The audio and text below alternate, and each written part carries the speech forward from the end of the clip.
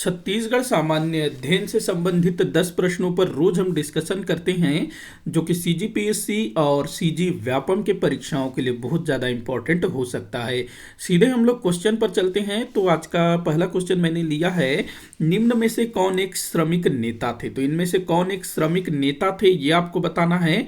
तो कौन थे भाई श्रमिक नेता? तो शंकर गुहा नियोगी। पिछले वाले वीडियो में मैंने जिक्र किया था कि इन्होंने जो है ना श्रमिकों के हित में आवाज उठाई, तो जो उद्योगपति पूंजीपति थे उनके द्वारा इनकी हत्या करवा दी गई थी। कब? 1991 में। इन्होंने एक पार्टी बनाई थी, एक संगठन बनाया था, छत्तीसगढ़ मुक्ति मोर्चा। ध्यान रखना। पवन दीवान ये भी जो है छत्तीसगढ़ राज्य निर्माण आंदोलन से जुड़े हुए थे। अगला क्वेश्चन दिया हुआ है, डॉक्टर खूबचंद बघेल की रचना है। तो डॉक्टर खूबचंद बघेल की रचना ऊंच नीच है, करम चढ़ा भी है, जनरल सिंह भी है और भारत माता भी है। तो ये सभी जो हैं डॉक्टर खूबचंद बघेल जी की रचनाएं हैं। तो आपका उत्तर हो जाएगा ये 1 2 3 4। अगला क्वेश्चन दिया हुआ है, छत्तीसगढ़ के कौन से नेता एक आयुर्वेदिक चिकित्सक थे। तो भाई कौन से नेता एक आयुर्वेदिक चिकित्सक थे? तो जो डॉक्टर खूबचंद बघेल थे ये अंग्रेजों के ज़माने के डॉक्टर थे। जो आज एमबीबीएस होता है ना, एमबीबीएस, इसको उस ज़माने में क्या कहा जाता था, कुछ अलग नाम बोला जाता था, मैं भूल रहा हूँ। मैं आगे आने वाले किसी वीडियो में आपको बताऊंगा। डॉक्टर रमन सिंह ये थे भाई आयुर्वेदिक चिकित्सक, डॉक्टर रमन सिंह। बाकी जो डॉक्टर चरणदास महंत हैं ये पीएचडी वाले हैं, पीएचडी इन्होंने किया है, पीएचडी। डॉक्टर के ध्रुव ये मेरे ख्याल से मरवाही से विधायक हैं, उपचुनाव जीत करके ये आए हैं, के ध्रुव। तो ये जो है ना एमबीबीएस वाले डॉक्टर हैं, एमबीबीएस वाले डॉक्टर हैं। तो यहाँ पर आपका आंसर हो जाएगा डॉक्टर रमन सिंह।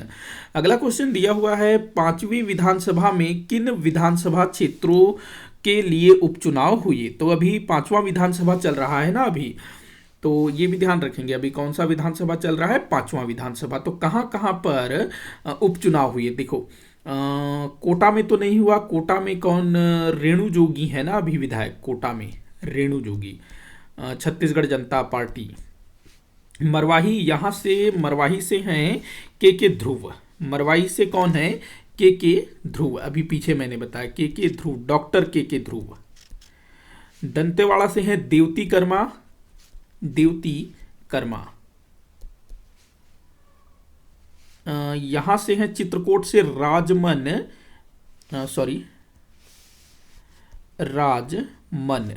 बेंजाम, ये दंतेवाड़ा चित्रकोट से हैं। तो देखिएगा जो मरवाही है यहां पर हुआ है उपचुनाव, दंतेवाड़ा में भी हुआ है, चित्रकोट में भी हुआ है। दंतेवाड़ा के जो पहले के विधायक थे भीमा मंडावी, उनकी नक्सलवादियों ने हमला कर दिया, जिससे उपचुनाव हुए और देवती कर्मा विधायक बन गई। चित्रकोट की बात करें तो यहाँ के जो पहले के विधायक थे दीपक बैज, वो जो हैं संसदीय चुनाव के लिए खड़े हुए, मतलब सांसद के चुनाव के लिए खड़े हुए, तो उनका जो स्थान है रिक्त हो गया, जिसके बाद राजमन बेंजाम विधायक हुए। तो ये 3 मरवाही, दंतेवाड़ा, चित्रकोटी, इन 3 विधानसभा क्षेत्रों में उपचुनाव हुए हैं 5वीं विधानसभा के लिए। तो 2 3 4 आपका उत्तर होगा, 2 3 4 ये ब। देखते हैं अगला क्वेश्चन। तो अगला क्वेश्चन दिया हुआ है, सलवा जुड़ूम से जुड़े प्रमुख नेता थे। तो कौन जुड़े हुए थे भाई? महेंद्र कर्मा, जिनकी हत्या 13 मई 2013 को झीरम घाटी नक्सल हमले में हुई। इनकी हत्या की गई थी। बलिराम कश्यप ये बस्तर के भूतपूर्व सांसद थे, मतलब अभी इनकी डेथ हो चुकी है, और बलिराम कश्यप के नाम पर ही जो जगदलपुर में जो मेडिकल कॉलेज है उसका नाम रखा गया है। कवासी लखमा ये कोंटा के विधायक हैं और वर्तमान समय में राज्य सरकार में मंत्री हैं, आबकारी मंत्री, उद्योग वाणिज्य हाँ ऐसे ही कुछ मंत्री है ना, आबकारी मंत्री। ब्रह्मदेव शर्मा जिनको बीडी शर्मा के नाम से भी जाना जाता है, बीडी शर्मा, ये जो है ना बस्तर के भूतपूर्व कलेक्टर थे और ये काफ़ी लोकप्रिय भी थे। जो बस्तर की जो जनता है वो इनको मतलब काफ़ी मानती थी। यहाँ तक कि जो भी नक्सलवादी है ना, ये उस समय बस्तर के कलेक्टर हुआ करते थे जब नक्सलवादी गतिविधियां शुरू नहीं हुई थी बस्तर क्षेत्र में। तो उस टाइम पर ये वहाँ काम कर रहे थे या फिर शुरुआती स्टेज में रहा होगा नक्सलवादी गतिविधियां। तो उस समय ये बस्तर के कलेक्टर हुआ करते थे। तो जो बस्तर की जो जनजाति है, बस्तर के जो लोग हैं, ये काफी लोकप्रिय थे उनके बीच। अभी ना कुछ साल पहले सुकमा जिले के कलेक्टर अलेक्स पॉल मेनन, उसका नक्सलवादियों ने किडनैप कर लिया था।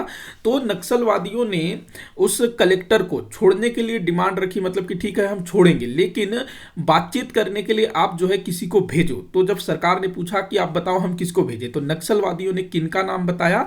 ब्रह्मदेव शर्मा। नक्सलवादियों ने बोला कि कलेक्टर को हम छोड़ देंगे, लेकिन बातचीत करने के लिए, कलेक्टर को लेने के लिए ब्रह्मदेव शर्मा को आप भेजिए। इनके साथ एक और व्यक्ति को बोला गया था जो शायद प्रोफेसर थे, मतलब कि जो नक्सलवादी थे वो भी इनकी बातों को मानते होंगे, इसीलिए तो इनको बुलाया।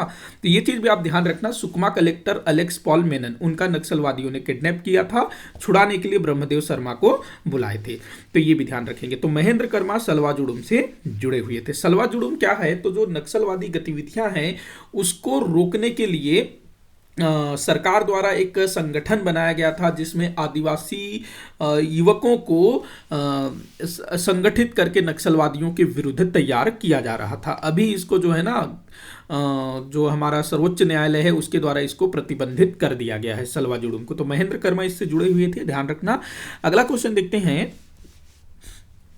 बिंबाजी भोसले के बाद छत्तीसगढ़ का उत्तराधिकारी कौन हुआ? बिंबाजी भोसले छत्तीसगढ़ के प्रथम मराठा शासक थे।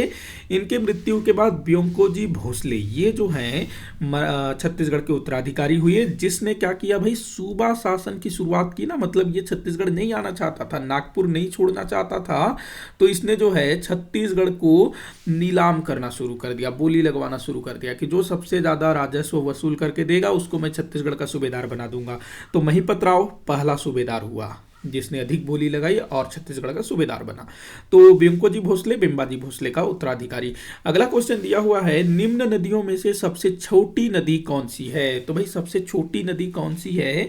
तो देखते हैं, लंबाई खारून नदी की अगर हम बात करें तो ये 208 किलोमीटर लंबी है खारून नदी, जिसके तट पर रायपुर नगर है। इंद्रावती ये 264 किलोमीटर लंबी है, जगदलपुर इसके तट पर है ना, बस्तर की लाइफ लाइन, बस्तर की जीवन रेखा। उसके बाद शिवनाथ नदी भाई ये तो 290 किलोमीटर लंबी है शिवनाथ। हसदेव नदी 176 किलोमीटर लंबी है। तो अब आप ही बताइए इसका क्या आंसर होगा? हसदेव। नदियों की लंबाई याद रख लेना। अगला क्वेश्चन दिया हुआ है, किस नदी का एक नाम कोलाब भी है? तो किसको कोलाब बोला जाता है भाई? तो सबरी को कोलाब बोला जाता है, जिसके तट पर कोंटा और सुकमा नगर बसे हुए हैं। अगला क्वेश्चन दिया हुआ है, बस्तर क्षेत्र की संपर्क बोली है। बस्तर क्षेत्र की संपर्क बोली कौन सी है? हल्बी, माफी चाहूंगा मैं छत्तीसगढ़ी बोल रहा था, छत्तीसगढ़ तो छत्तीसगढ़ की संपर्क बोली है। बस्तर की हल्बी बोली है हल्बी, जिसको बस्तरी भी बोला जाता है। अगर कभी हल्बी के स्थान पर बस्तरी हो तो कंफ्यूज ना होइएगा। अगला क्वेश्चन दिया हुआ है, छेरछेरा पर्व कब मनाया जाता है? भाई छेरछेरा आने वाला है ना, अभी पौष का महीना चल रहा है। अच्छा, पौष तो यहाँ लिखा भी हुआ है ना, जिसको हम लोग क्या कहते हैं? पुष कहते हैं। और ये कब मनाया जाता है? पौष पूर्णिमा को, मतलब कि पुष पुन्नी को मनाया जाता है। पुष पुन्नी को कब है छेरछेरा? आप लोग मुझे कमेंट करके बताइएगा, मतलब डेट बताइएगा, जो अपना जो अंग्रेजी कैलेंडर है, ग्रेगोरियन कैलेंडर, उसके हिसाब से किस तारीख को छेरछेरा पर्व मन रहा है इस साल 2022 में। तो ये आप मुझे नीचे कमेंट बॉक्स में बताइएगा। तो भाई इसी के साथ आज का ये वीडियो यहीं पर समाप्त होता है।